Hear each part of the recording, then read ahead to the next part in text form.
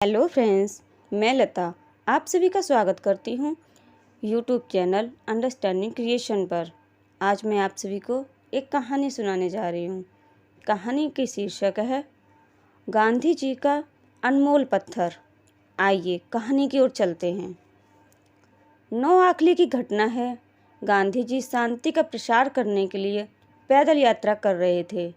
वे सुबह सुबह एक गांव से निकलते और 7 बजते बजते दूसरे गांव में पहुंच जाते। वहां पहुंचकर पहले तो लिखने लिखाने का काम पूरा करते, उसके बाद स्नान करते। स्नान करते समय पैर साफ करने के लिए वह एक खुरदरे पत्थर का उपयोग करते थे। वह पत्थर बरसों पहले मीरा बहन ने उन्हें दिया था। तब से बापू ने उसे बहुत संभाल कर रखा था।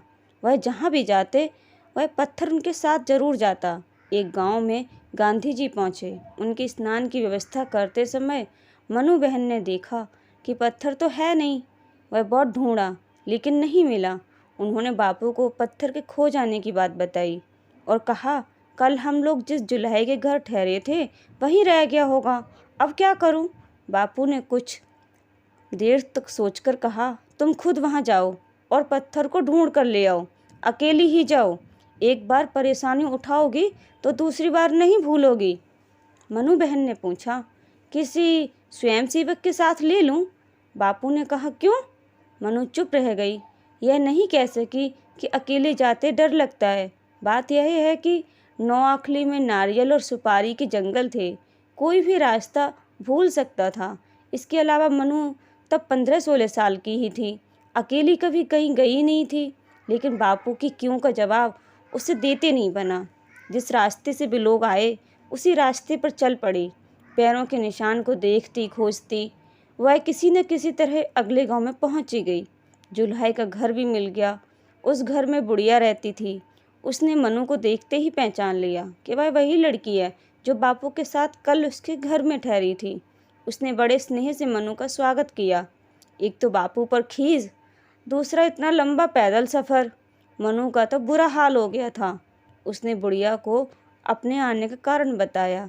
बुढ़िया बेचारी को क्या पता कि वह पत्थर का टुकड़ा इतना अनमोल है। उसने तो उस पत्थर के टुकड़े को कूड़े के साथ कहीं फेंक दिया। दोनों मिलकर ढूंढने लगे। भाग्य की बात, पत्थर मिल गया। मनु की खुशी का ठिकाना न रहा। सुबह 7:30 बजे मनु घर से निकली थी। लौटी तो 1 बज चुका था। 15 मील चलना पड़ा था। थककर चूर हो गई थी। भूख भी बड़ी जोरों से लगी हुई थी। वह सीधे बापू के पास पहुंची और उनकी गोद में वह पत्थर डालकर रो पड़ी। बापू ने प्यार से कहा, इस पत्थर के बहाने आज तेरी खूब परीक्षा हुई। जानती है, यह पत्थर 25 साल से मेरे साथी है। जेल में रहूं या महल में, यह सदा मेरे साथ रहता है। ऐसे पत्थर और भी मिल सकते हैं, लेकिन लापरवाही उचित नहीं है। मैं तुझे यही सिखाना चाहता था। मनु ने कहा, बापू, अगर मैंने कभी भगवान का नाम सच्चे दिल से लिया तो आज। बापू ने कहा, मैं स्त्रियों को निडर बनाना चाहता हूँ। केवल तुम नहीं, आज मैं भी कसौटी पर कसा गया।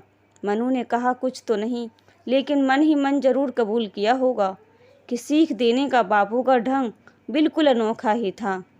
धन्यवाद दोस्तों।